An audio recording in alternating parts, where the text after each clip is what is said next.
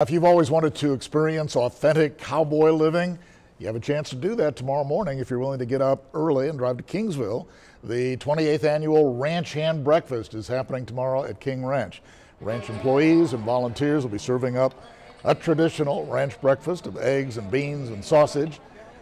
And there will also be historical reenactments of roping. There will be firearm demonstrations. Organizers say events like this honor the rich cultural heritage of South Texas. For us to connect with the community and just really get connected with Kingsville and the surrounding cities and just show the King Ranch hospitality, let everybody experience some good true cowboy life. And listen, that attracts about 5,000 or 6,000 people traditionally.